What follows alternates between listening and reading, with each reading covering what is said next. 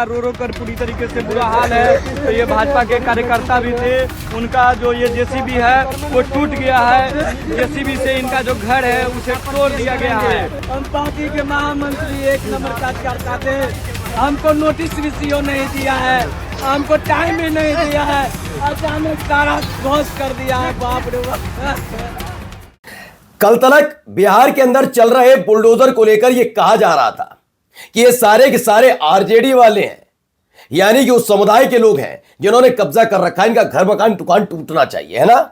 आज आपको दिखाऊंगा बीजेपी का एक बहुत बड़ा नेता फूट फूट कर रोता है, गले में भगवा गमछा होता है, उसी से पहुंचता है आंसू और कर्म कुंडली खोलता है बीजेपी की।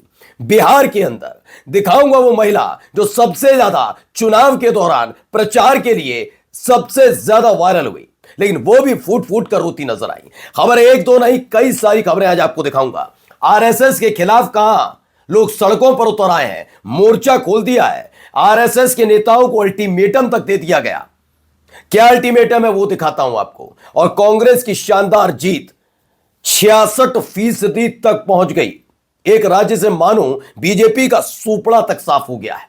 क्या यही एक वजह है जिसके चलते खुद अपने मुंह से आगे आकर भगवा आतंकवाद की बात कहने वाले, मैं नहीं कह रहा हूं, सुनवा दूंगा, कहने वाले वो लफंगे आज भी खुलेआम घूम रहे हैं, क्योंकि वो माहौल बना सकते हैं। कैसे कहां कुरान के साथ बेअदबी का ऐलान किया जा रहा है, और भी कई सारी खबरें हैं। आज आपको दिखाऊंगा कि कैसे कहां कहां क्या क्या तमाशा होता है। शुरुआत नीतीश कुमार ने की थी हिजाब खींचने की, एक और मसला ऐसे ही निकल कर आया है। कहां से, देखिएगा जरूर। नमस्कार, मैं हूं प्रज्वल गौतम और आप देख रहे हैं the live TV. The live TV, सच सबसे आगे। सबसे पहले जरा इस वीडियो को देखिए।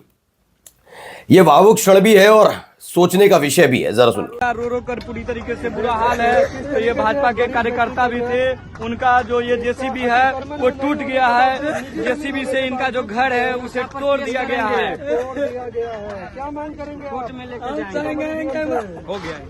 हम पार्टी के महामंत्री एक नंबर कार्यकर्ता थे, हमको नोटिस भी सीओ नहीं दिया है, हमको टाइम भी नहीं दिया है, अचानक सारा ध्वस्त कर दिया है। बाप रे बाप। तो देख सकते हैं किस तरीके से जो है गरीब का आशियाना उजाड़ दिया गया। अतिक्रमण जहां जहां निशान लगाए गए उसके बावजूद। लीजिए, ये है कौन, जरा इनके बारे में बता देता हूं। मैं बीजेपी का कार्यकर्ता हूं, महामंत्री हूं, फिर भी बिना नोटिस के मेरे घर पर बुलडोजर चला दिया। मामला सीतामढ़ी जिला के परिहार विधानसभा क्षेत्र का बताया जा रहा है ना। वो आएंगे कई घर जद में, मेरा अकेले का मकान थोड़े ही है, मालूम ही आपको। तो ये होंग नहीं था जो कल तक उछल रहे थे, कूद रहे थे कि आरजेडी वाले हैं, ये वाले हैं, क्योंकि सत्ता में ये खास तौर पर देखने को मिला है, बीजेपी खास तौर पर जहां जहां विपक्षी वाले होंगे उनको ज्यादा टारगेट किया जाता। किसी भी राज्य में उठा लीजिए बीजेपी, उत्तर प्रदेश आ जाइए, है ना, ये होता है। ये भी आपने तस्वीर देखी होगी, ये वीडियो जरा देखते चलिए।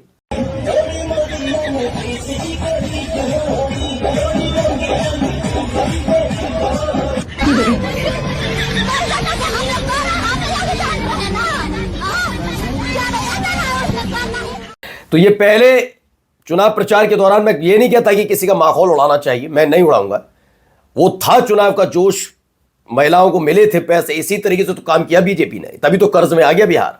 इतना कर्ज में आ गया, इतना कर्ज में आ गया, आप चुकाते रहिए। लेकिन फिलहाल लोगों को, भाई आम जनता को नहीं पता होता ना ये सब चीजें, तो खुश होकर नाच रही थी, डांस कर रही थी, उत्साह था, चुनाव के लिए प्रचार कर रही थी। और देखिए, चुनाव खत्म होने के बाद जब बुलडोजर चला तो वही रो रही है। ऐसा दावा है ममता राजगढ़ का, ही पहले भाजपा के लिए डांस किया था, वो उसका घर बुलडोजर से गिरा दिया गया। अब आते हैं अगली खबर पर। आरएसएस को लेकर कहां मोर्चा खुल गया है, ये देखिए, सड़क पर लोग उतरे हैं। कहां ये दावा है कि आरएसएस के खिलाफ हो रहा है, मैं बताता हूं। देखिए कितनी तादाद में लोग उतरे हैं, बच्चे, बूढ़े, जवान सब उतर आए सड़क पर, भारी तादाद में लोग उतरे हैं। ये आरएसएस के खिलाफ आंदोलन चल रहा है, ऐसा दावा है। कहां कहां है मैं दिखाता हूं, लेकिन फिलहाल आप लोगों को देख ही रहे, भारी तादाद में लोग पहुंचे। ये लोग सड़क पर उतरे और प्रदर्शन किया गया है। किस चीज को ले? पंजाब के होशियारपुर जिले में आरएसएस के खिलाफ आंदोलन चल रहा है। वहां बीबीएमबी की प्रॉपर्टी पर बने डीएवी स्कूल पर स्थानीय लोग आरएसएस द्वारा कब्जा करने के आरोप लगा रहे हैं। पिछले 10 दिनों से धरना दे रहे हैं। तो आरएसएस का मसला भी हाल ही में निकला तैयार है। दिल्ली का एक बहुत प्राचीन मंदिर, आरएसएस का हेडक्वार्टर, उसके बगल वाला मंदिर का एक हिस्सा इसलिए ढहाया जा रहा था क्योंकि वहां पार्किंग लॉट बनाना था, खासतौर पर आरएसएस के लिए एक शानदार, सिर्फ इसलिए। तब भी लोगों को सब फूट पड़ा था। अब देखिए कांग्रेस ने कहां इतिहास रचा है, जरा देख लीजिए पहले। నేను సద్దాం హుసేన్ మాది గంగారం గ్రామం. మేము ఇప్పుడు కొండాపూర్ మండల్ సంగారెడ్డి జిల్లా. ఇప్పుడు మేము ఇక్కడ సమావేశమైన దేని గురించి అని అంటే ఈవీఎంలు బ్యాన్ చేసి మొత్తం ఎలక్షన్లన్నీ బ్యాలెట్ పేపర్తోనే కావాలని तो हुआ क्या मैं बताता हूं। बैलेट पेपर से हुए तेलंगाना की पंचायत चुनाव में कांग्रेस ने कुल 12,702 ग्राम पंचायत में से 7,527 पर जीत हासिल की। 808 सीटें कांग्रेस समर्थित बागी उम्मीदवारों की जीत जोड़ने के बाद पार्टी कुल हिस्सेदारी 66% तक पहुंच गई। बीजेपी को 5% भी सफलता नहीं मिली। लोकसभा चुनाव में कांग्रेस और बीजेपी दोनों को 8-8 सीटें मिली। बात समझ में आई। बीजेपी की जान ईवीएम में। पंजाब के स्थानीय निकाय चुनाव भी बैलेट पेपर से हुआ और बीजेपी का सुपड़ा साफ हो गया। अब लोग मांग कर रहे हैं मुख्य न्यायाधीश को। 200 लोगों ने पत्र लिखा है कि ईवीएम की जांच के लिए पत्र लिखा गया। कम से कम लोगों की बात तो सुन ली जाए, मत सुनो पॉलिटिकल पार्टी की। आइए यहां पर देखिए, यहां तमाशे देखिए, ये देखिए, ये है तमीज। ये कोई हिंदुवादी संगठन का नेता नहीं है। अभी बताता हूं कौन है ये देखिए, मारपीट।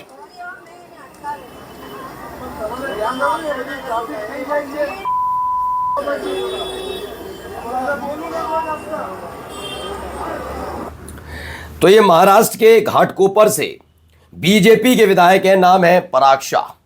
उन्होंने एक मुंबई कर ऑटो रिक्शा ड्राइवर को थप्पड़ जड़ दिया, गंदी गंदी गालियां दी। यही नहीं, दावा है इंडिया विद कांग्रेस का कि महाराष्ट्र इज बिकमिंग गुजरात। ये कह रहे हैं वो। अब आप अंदाजा लगाइए, कल तक आप कहते थे ना राज ठाकरे की पार्टी के हैं, तो उद्धव ठाकरे की पार्टी के हैं, तो मनसे वाले ऐसे, शिवसेना वाले ऐसे। बीजेपी वाले भी दूध के धुले नहीं है। उनको पता है कि अगर मुंबई पर ऐसा करना है तो ऐसी चीजें करना बहुत जरूरी है। देखिए बीजेपी का एमएलए बदतमीजी करने पर उतर आते हैं, ये इनका तौर तरीका है। ये एकजुट करेंगे हिंदुओं को। अब सुनिए जरा यहां पर क्या बोल रहा है ये आदमी। सच बता दू, तुम्हारी दम है ना मुल्लो, तो तुम आके इनको छू के दिखा देना। नाम उस दिन पिंकी रखना बंद कर दूंगा, हिंदू रक्षा दल का अध्यक्ष कहलवाना बंद कर दूंगा। उस दिन से बता रहा हूं, तुम्हारी दम नहीं है। तुम्हारे को लाल करके तुम्हें ठीक करने का काम हिंदू रक्षा दल करेगा ही करेगा। और मैं बता रहा हूं, वापस इन्होंने जब कुरान पढ़ने के बाद इनको यह पता लगा कि कुरान कितना गंदा ग्रंथ है, तो उन्होंने फिर उसके बाद इन्होंने फिर हिंदू बने।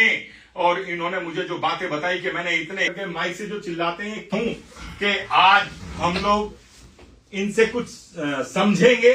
आप अंदाजा देख रहे हैं ये कौन है। पिंकी चौधरी, ये जानते तो हैं, उत्तर प्रदेश में करता 19 दिसंबर को निकल कर आता है और ये गंदी गंदी हरकतें करता हुआ। इस आदमी का रोजगार सिर्फ इतने तक ही सीमित है। और यही नहीं, अकेला ये कहां है, पश्चिमी उत्तर प्रदेश और खासकर गाजियाबाद वाला पश्चिमी उत्तर प्रदेश, हरियाणा का हिस्सा और दिल्ली वाला हिस्सा, यहां पर इस तरह के लोग पाए जाते हैं। देखिए, जय श्री राम।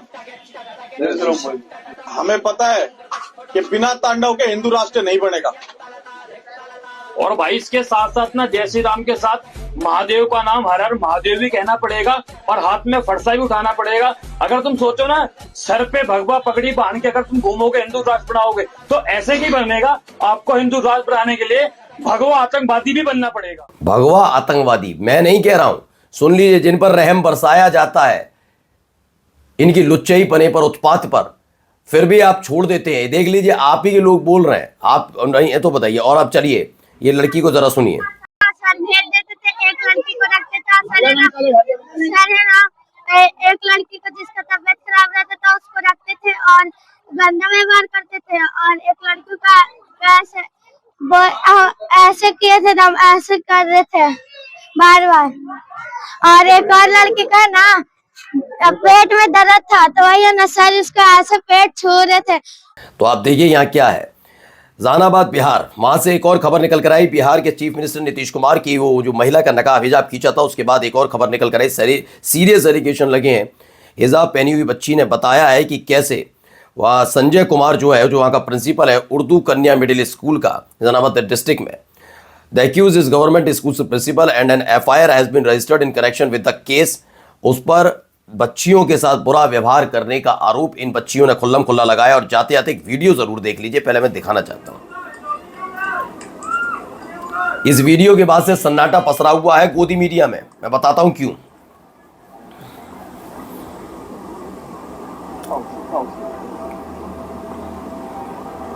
ये देख रहे हैं, ये चलता है ताबड़तोड़ तरीके से, उसके बाद ये आगे जाके हमला कर देता है लोगों पर। देखिए कहां का मसला है, भी दिखाता हूं। ये देखिए, ये देखिए,